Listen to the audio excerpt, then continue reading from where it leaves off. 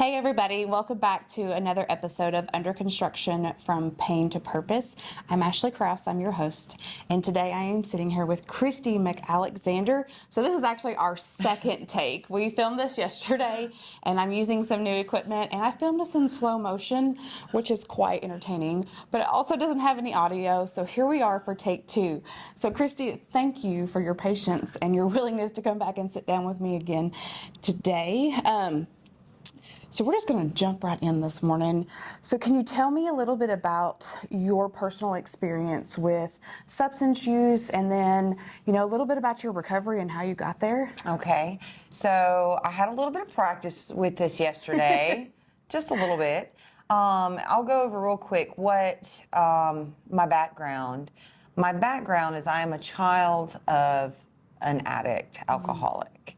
My mother was an addict, alcoholic, the entirety of my childhood. And watching her go through that, it was a bit of an eye-opener. It was one of those things that I didn't want to grow up to be an alcoholic. I said that so many times. I don't want to grow up to be an alcoholic. So I did delay drinking for a long time because I didn't want to grow up to be an alcoholic. However, drugs, that was a different story. But my childhood was kind of rough, I went through some abuse. I went through some, abandonment issues because of my mother going through what she went through, back and forth, in and out of the house. My dad was not the greatest character in the story. He was real abusive. We lived with my grandmother. Again, she was kind of the villain in the story. I hate to say that, but it's true. She was not a great person. Even though they were not the greatest people, in my opinion, as role models, they still served a purpose, right? Yeah, absolutely. I learned something from them. I learned how to not be a parent. I know what not to do with my children. They didn't hug me. They didn't love me. There were no words of affirmation. I do that with my children now. But anyway, so I went through my early adolescent period very depressed, very depressed. I hit that tender, 14, 15, 16 age where I had a little bit of freedom, and I was like, I'm going to experiment with pot. This is nothing. This is not a big deal. It's going to be okay. And so I started experimenting with pot, and I experienced my first, I don't say first. I'd had a situation where I was sexually abused a little younger, but I had a moment where I was assaulted. And I've never recognized it as that, but as I've gotten older and gotten educated in this field, I was sexually assaulted by an older upperclassman. I was. Oh, no. Yeah, I was high, and he took advantage of me. It's not fine. I did say it was fine for a long time because I put myself in that position, but it was not fine. But anyway, so after that, I did go through some more serious depression, and I attempted to take a handful of pills. Some people say it's a cry for attention, a cry for help. I had every intent in not being here anymore. It was not a cry for help. I didn't want to be here anymore. I was tired of missing my mother. I was tired of hurting. I felt disgusted. I felt dirty. I felt ashamed. I felt like I wanted to either be high or I didn't want to be here anymore. It was those two. Those were the only two options I had. Yeah. I didn't know God the way I needed to know God. He was there, but he was back here on the shelf. So through some of this, what was your support system, or did you have one? I don't know. I had my little sisters. I had my uncle.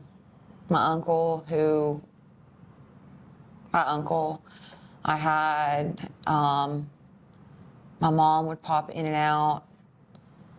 I had friends. Friends' parents.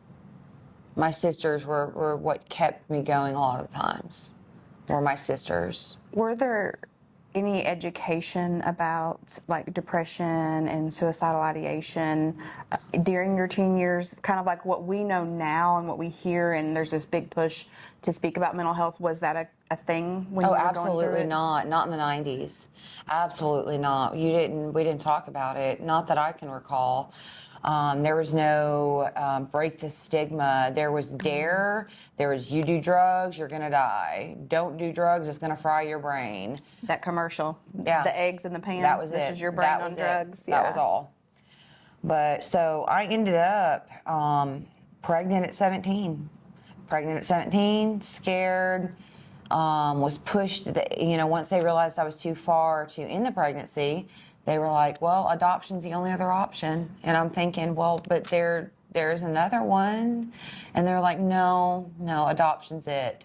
So we met with an adoption agency. I remember going to Brentwood, Tennessee. I think it was Brentwood, Tennessee, meeting with an adoption agency, sitting down across the table from this woman, and she looked at me, and I sat there and sobbed. I couldn't even speak. I cried the whole time. And she was like, you don't want to do this, do you? And I couldn't speak. They would barely talk to me because they knew I didn't want to be there. I left. On the ride home, my ex wouldn't talk to me. He was desperate. He was scared. He was 16. He was mad at me because he had been backed into a corner by his loved ones, telling him, this is the only option, this is the only option. Everyone was scared. We didn't know what to do. They weren't angry, they were scared. And I see that now as a parent. But so 3 days before I had my child, I spoke to God. Finally, I reached out to God. I'm like, what do? I don't know what to do. I'm scared. I'm alone. We didn't have running water in our house.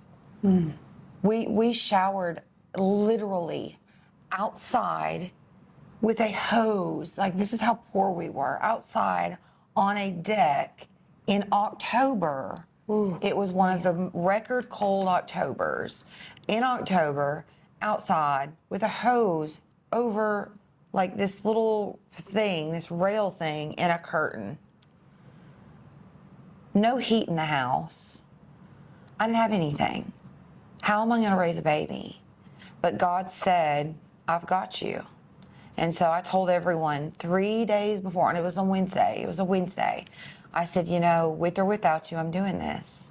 Because I knew I wasn't doing it alone. So that Friday, Wednesday, Thursday, Friday, Saturday, it was that Friday, Saturday, I went on to have him, and I did it with no one. No one there was over the age of 18. Wow. Nobody. Everyone was 15, 16, 17. I was the oldest person there. I was 17. I gave birth to my son, and I turned 18 2 hours later. What strength. My mother was one of the only adults that showed up. My mother showed up and was outside of the room right after I had him. My mom, bless her heart, she's tried. And I forgot about this yesterday. She's tried. And they yesterday talked about a mother's love. My mom has tried. But that's just, addiction, But anyway, enough about that. We'll talk about mom later. I'm so sorry. No, don't be sorry.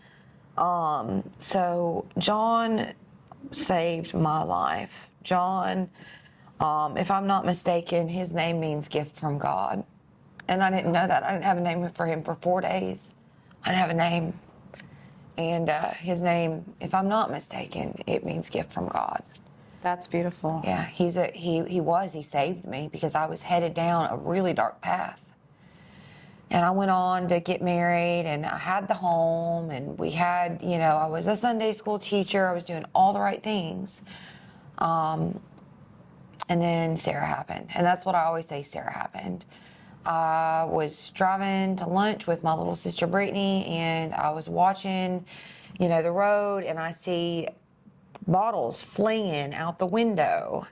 And I'm like, what in the world? She's swerving all over the road and swerves, and I go around, and she turns and smashes right into me. And I am 7.5 months pregnant, smashes right into me. It was low impact, not a lot of damage, but it was enough.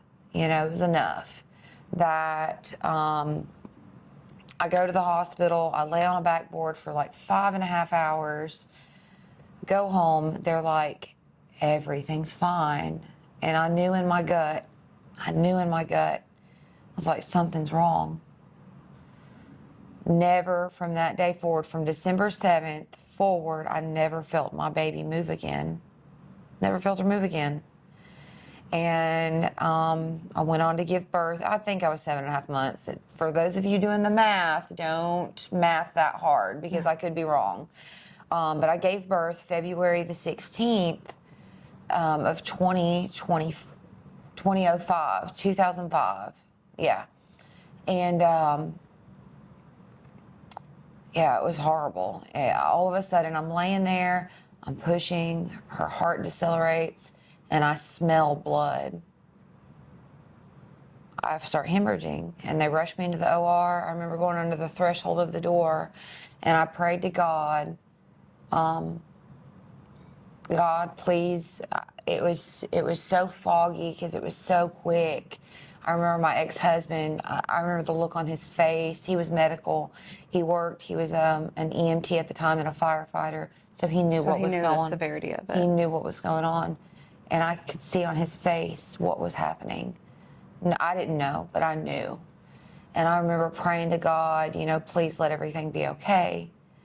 And I woke up a couple days later, in my mind, is a couple of days later, by myself in a hospital room to nurses and people that I had no idea who they were telling me that my daughter was on life support and she was going to die.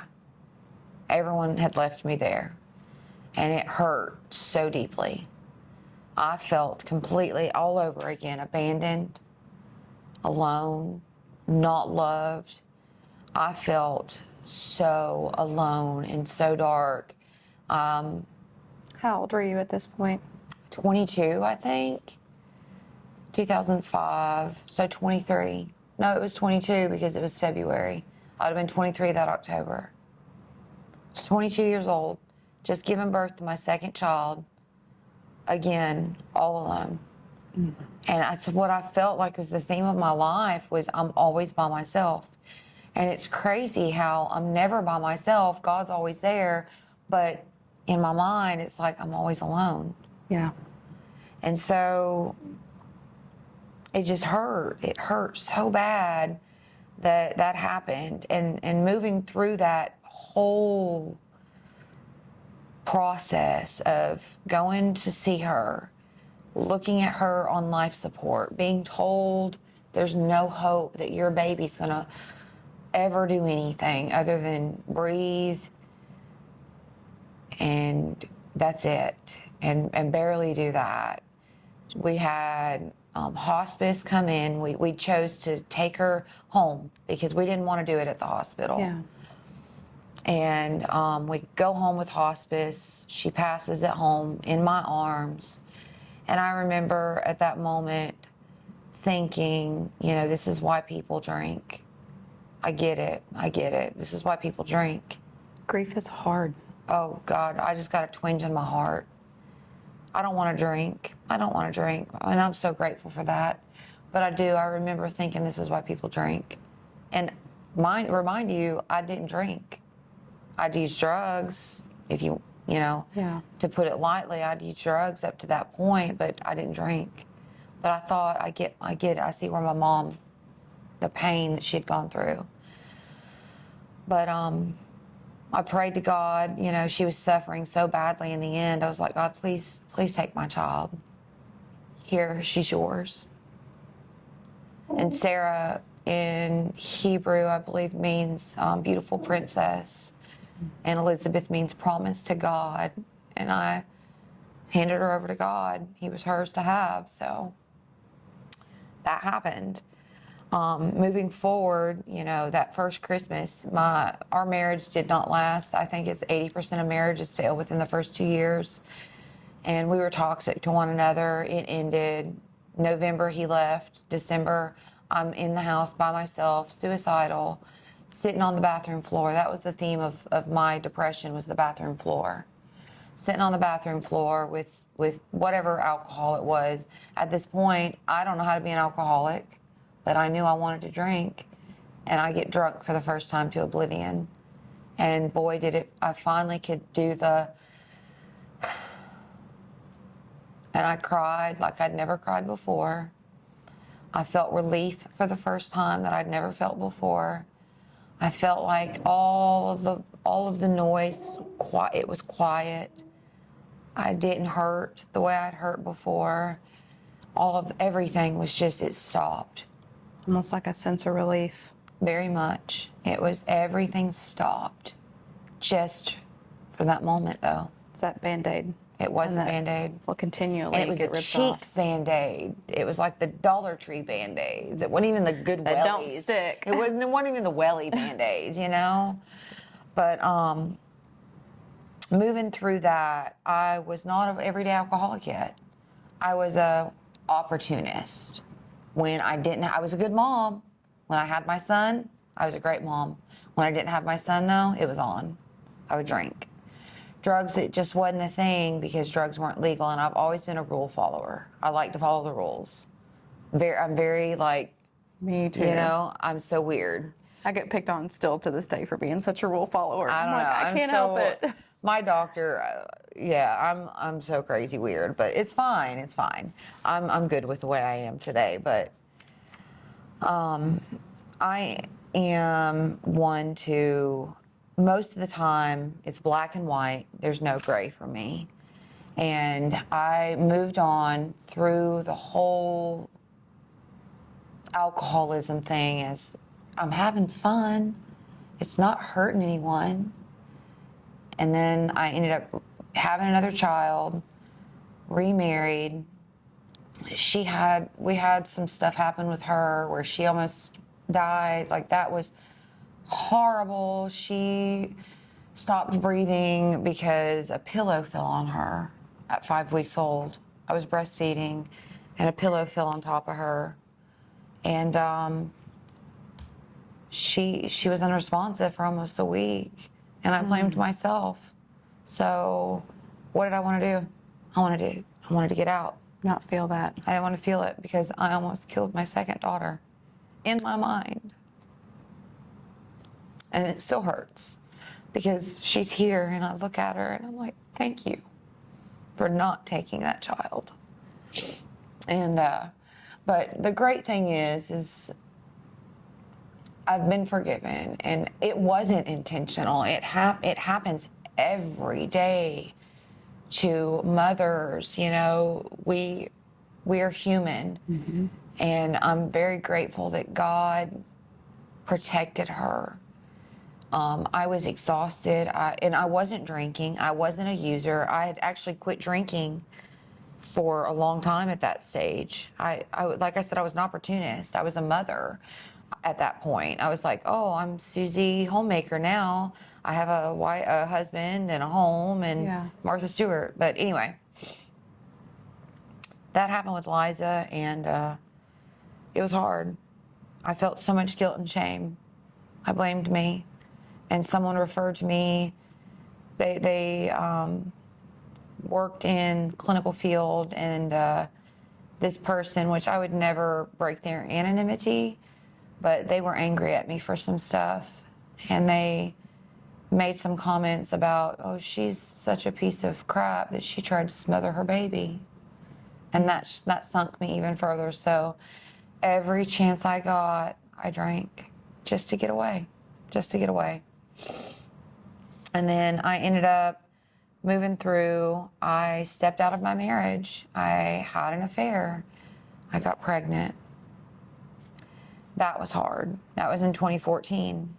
That was really hard because I made some choices that ultimately, that's what changed my alcoholism, you know. I feel like when that pregnancy, I feel like kicked off my alcoholism. I swore I would never, I didn't drink while pregnant. I ended up, that pregnancy ended. After that pregnancy ended, though, I was on the bathroom floor with a case of beer. Sat in the bathroom with that case of beer. And from that day forward, I believe the day again was December the 7th. It was December the 7th again. Sat on the bathroom floor and I drank to oblivion. Do you think that that was that moment when you realized that there was a problem? Oh, I knew it was on.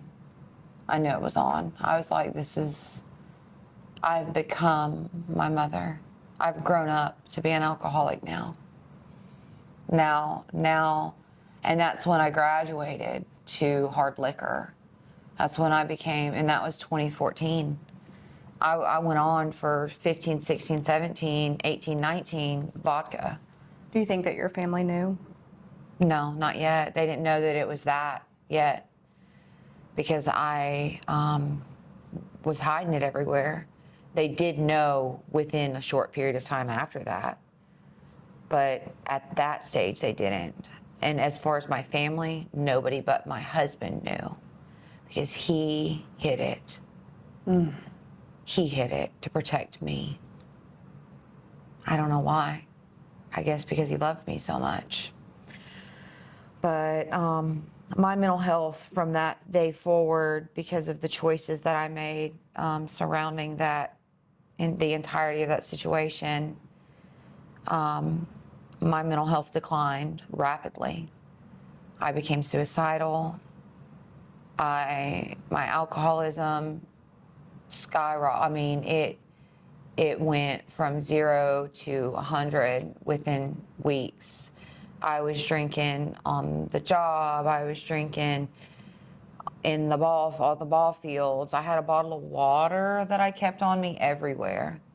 I was drinking and driving with my kids in the car. Were there resources during this, and had there been like a thought of like getting help or recovery? No, not at all. There were probably, my ex-husband was like, you need to go to AA. I refused AA because I went to AA with my mom at 14 because she had to go because court order. And I remember sitting in this big room in this chair at the end of the table. And I was like, this is a cult. This is a cult. And I'll tell you about that in a minute. So I was like, no, I'm not going to AA. And this was early on. And so moving forward, he would mention this. I would talk to my doctor, tell my doctor how depressed I was. I ended up coming clean to my doctor, and he was like, well, maybe you need to go to treatment. I did ask my ex-husband, hey, September of like 2018, I need to go to treatment. We had 3 small kids. He was like, we can't right now. And that's a barrier for a lot of moms that have kids, and especially single moms. Like they don't have placement for their children. No. It's either that or you risk DCS coming in. Do you want to voluntarily hand your children over? Some people have to. And my neighbors stepped in so I could go to treatment. When I tried to commit suicide on May the 1st, my neighbors on both sides stepped in. Miss Sabrina over here scooped me up and took me to the hospital because I was dying. Miss Tammy over here was like, me and my daughter will take the kids to and from school so he can work. My community came together. My village came together so I could get better. I had a friend, Christi. Christi came over, and like all this village just surrounded me that I didn't know I had. So I could get better. So I could go to the mental hospital, get mental health help, and then this lady comes in, does this assessment to see if I qualify for rehab. I qualify for rehab. I go to rehab. I sit in rehab. I do all the things that I'm supposed to do. I have these moments where I'm pissed off at God. I'm like, don't talk to me about God. He killed my daughter. He took my child. And then I learned about free will. I was like, oh, God didn't take my child. That other person's free will did. That's what did it. God was there the whole time on that shelf that I put him on, waiting for me to say, hey, I'll hold your hand. And I didn't. I was like, you stay here, I'll stay here, and we'll be fine. God was there the whole time. He's been there the whole time. But it's hilarious that in rehab, I made this vision board. I'll tell you about the vision board. I told you about it yesterday, this vision board. On this vision board, I did a trip to the Bahamas, a new car, debt-free, lose weight, and move, relocate. And I wanted to do that within, I said 5 years, but it was either 5 or 6 years. I hit 6 years in May. Congratulations. Thank you. But Hey, what? 21st. I knew we were close. Yeah, I'm the 10th. Yeah, I knew we were close. And I've hit all of those goals. I went to the Bahamas 2 years ago. I got a new car last month, became debt-free last year. I've lost some weight. I moved 2 years ago, like all these things. And then this job. I got this job where I'm working now at the facility I went to rehab at. The woman that came into the mental hospital that did my assessment, she had actually come into the mental hospital and did my assessment. She had become the director at the facility, and we didn't even know it. Oh, wow. So she remembered you then? No. No. I was 80 pounds heavier, blonde, broke down, raggedy looking, crazy-eyed, in psychosis. Do you think, no, girl, I was a hot mess express. And she did my assessment. Moving forward, I'm in business professional in an interview thinking, hey, I'm Christi and I am not an alcoholic addict, Yeah. I'm here for a job. And we were in a meeting one day and talked about it, and she was like, you were there? Oh my gosh, that was me. Yeah, full circle. Wow. And I love the place where I work so much because that's my home. Back to that room that I was talking about with my mom. The day that I got out of treatment, it was a Saturday. I got out around noon. The meeting didn't start until 6. It was a 2-hour drive back to my hometown. I went and sat in that parking lot for 2. Let's see, 12, 1, 2. I went and sat in that parking lot until that door opened, and went and sat in that chair, that same chair. It's amazing what we'll do when we want it, when we're ready. Went and sat in that same chair that I sat in at 14. So, but anyway, I'm very blessed to use my life experiences that I've gone through to help other people, because I believe that all the trash in my past is there for a reason. And my recovery is a blessing that I don't want to waste. And today I'm able to be a mother, a sister, a friend, all the things because of my recovery and what God has given me. And without all of those things, I don't want to say I'm nothing, but I would feel like nothing. And I don't ever want to feel like that again. I have a relapse in me, but I don't have another recovery in me. And I hear that so often. It's hard. Recovery is the most beautiful thing, but it's also a process, and it's hard, and we've got to make amends, and we've got to walk through not only the mess that we've created, but we've got to allow the people around us that we've hurt to heal. Yeah. And that can be painful. It can bring up a lot of guilt and shame. And I think it's important to just continuing to put one step forward each day and do better than we did yesterday. Yeah, absolutely. And even, I know in the big book, it says that we as addicts, alcoholics, we're tornadoes roaring through the lives of those around us. And we are. Addiction is a family disease. It's not just us that's touched. And when I say I don't have another recovery in me, it's because when I get sick, my mental health suffers, like all of us. Yeah. I get suicidal. I don't have another recovery in me. I can't do this again. And that's why what I do as far as what I put into my recovery is so important. And I express to my family, I have to go to these meetings. I have to serve others. I have to. This is life or death for me. So working in the field, and I hear this a lot and I've experienced it myself, it is very easy to let our work become our recovery. Absolutely So how not. do you create those boundaries so that way you are working on yourself that's not work related? So something we talked about last night, self-care. I work. Sometimes I work 40 hours a week. Sometimes I work more. I work. Yes, I serve others in my job, but that's work. I also serve others in a different capacity within a 12-step program. And within this 12-step program, I serve on different levels. Within the 12-step program, I serve on a group level. I serve on a higher level. And I do that to get outside of me. Oh, I don't have time. I don't have the energy. Well, I do. I'm a mom. I have 3 kids. I'm not doing it alone because I refuse to do it alone. I have a village. You don't have to do it alone. Would you say community is important in your recovery? Absolutely. Absolutely. My sponsor, that woman is like a grandmother to my children. I could call her for the good, bad, and the ugly, and she's there. My best friend, again, like I don't have a best friend. I have multiple best friends. Like people will say, I only have one best friend. You know, it is quality over quantity. I have 3 or 4, and that's all I need. But the fellowship within the rooms that I'm in, it keeps me sober.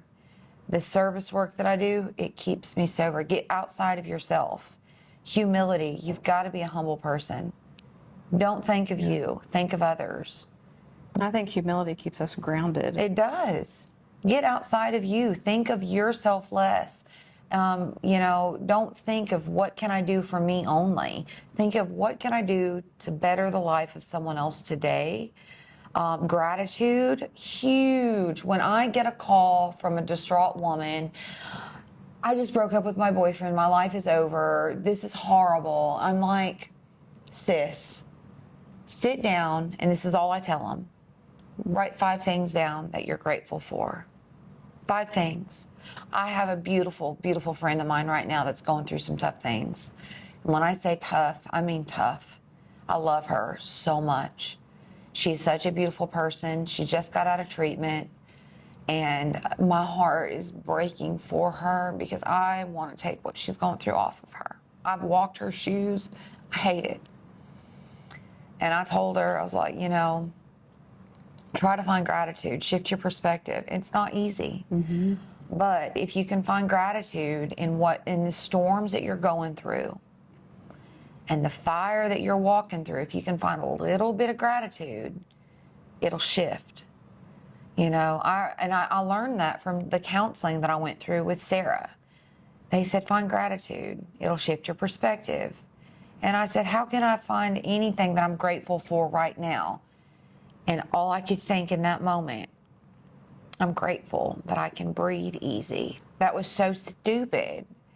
But Sarah... It's so simple at the same time. Sarah couldn't breathe. She couldn't breathe easy. She was on a ventilator. I was like, I'm grateful that I can take a breath. If you could stand in front of yourself 7 years ago, what would you say? It's going to be okay. It's going to be okay. You're going to get through this, and it's going to be okay.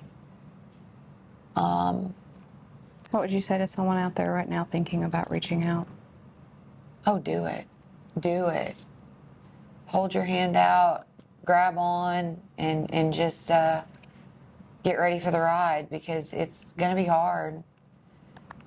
It's going to be hard, but it is worth every bump in the road, every dip, every valley, because it's not easy. You know, Yeah. It's not easy. Every day's not a good day, but this is what I say. I've never had a bad day, ever, since I've gotten sober. I've never had a bad day in recovery. I've had bad moments, but I've never had a bad day. At the end of every day, I can sit down and say, I had a few moments today that were bad, but overall, it was a good day. Why? You didn't pick up and use. I didn't pick up and use. I didn't drink any vodka. And I'm not wearing orange or stripes. Because I've never been to jail, and I don't want to start now because I'm not made for jail. Just saying. Thank you so much for sitting down with me today and just being vulnerable, because I know it takes us back to some of those painful moments. And I think that's why, like, me and Jessica really decided to do this podcast, because it just shows, like, those painful moments turn into our purpose and turn into, like, beautiful opportunities for somebody else out there that might be going through it to say, hey, if she can do it, so can I. Yeah. Any parting words? I hope and pray that my mother will sit down and watch this, because God, love that woman. She has been a fighter my entire life. And watching her battle addiction and go through what she's gone through and overcome it, like, what a warrior. So she's in recovery today? She is in recovery today. Man. And my mother is not a victim of domestic violence. My mother is not a victim of any of the things. My mother's a survivor. Yeah. And watching her makes me know that I can do it too. So, Mom, I love you. I want to thank our viewers today for tuning in and sitting here with me and Miss Christi. I want to encourage you today that if you're in a place where you might be struggling, to just reach out. Reaching out is the most powerful thing that you can do for yourself. Until next time.